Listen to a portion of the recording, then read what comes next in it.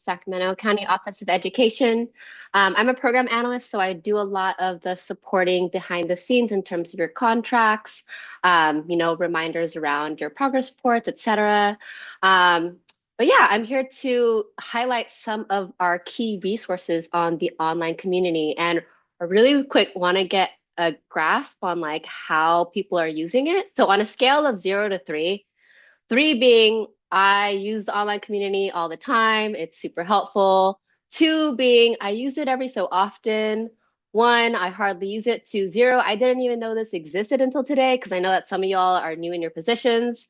Yeah, just drop 0 through 3 in the chat as to how do you personally utilize the online community.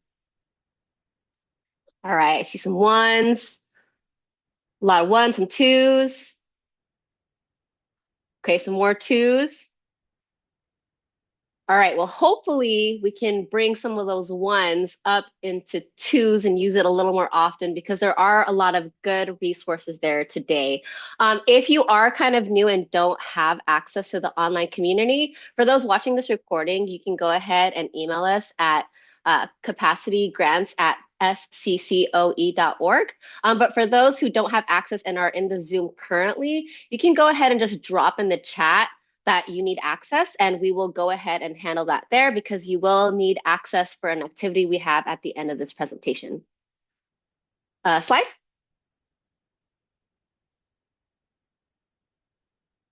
Okay, so we're gonna highlight 4 things today. So whenever you log in, on the left side, you'll see these different areas to click on. 1 is resources, 2 is the COE profiles, 3 is the calendar, and finally 4 is program updates. Slide. So for our resources, this includes like just public website links, like things that you might look at all the time. Like if you're interested in the fee schedule for the DHCS website, it's all right there, so you don't have to look for it. It's just like a nice little go-to page in case you need to access anything. And also, I know that progress report 3s were just kind of completed not too long ago. In the future, if you ever needed to retake your progress report, you can just click this retake link and that should set you up to retake it. So that's a pretty nifty link to have here. And you also have access to our Google Drive, which is a bunch of resources created and shared by you all. As you have seen, some of our office hour highlights have had really awesome like documentation templates, etc. So those are often put into that Google Drive. This drive is accessible for anyone who is here in the online community, and it has only been shared with COEs and our capacity grant team. If you also have like a resource that you have internally made and think it's helpful, please add it. I think people are constantly looking for the resources, and so to have a go-to spot to look through and find it is helpful for everyone. Next slide. So number 2 is our COE profiles. So all of the counties are on here and it looks really nice. There's like a little picture of our county where you can find your contact information, the EHR and billing vendor information, and all kinds of data. Essentially, that data is populated whenever you submit your progress report to us. So right now it's currently updated with the progress report 2, and it will be updated with the finalization of the progress report 3s. And so, yeah, I know that some of you all have kind of found that you might be in a similar position to maybe another COE, and it might be helpful for you to contact them and maybe have a one-on-one and get to understand each other's struggles a little bit more, how you can help and support each other as you navigate a similar situation. You can definitely find that information here through the COE profiles. And we do actually have a request for you all at this moment.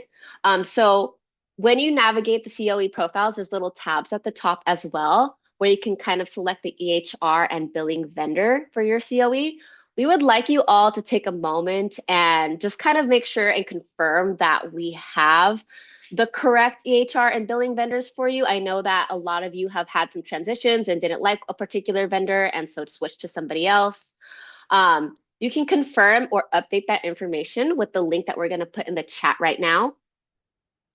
And additionally, we are interested in knowing whether your EHR vendor offers ORP services. That came up a lot last week for us in the fee schedule learning. So if so, whether you are using those services, so if your EHR does offer ORP, do you use it? We have added columns for you to add this information. After you reviewed and made any updates or additions, please update the date in the last reviewed by COE column. So I'll give you all just a few moments to maybe click that link and start to review.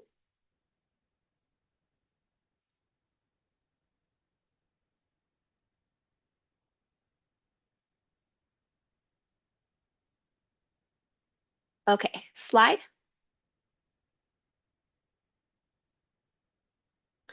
So our third resource is our calendar.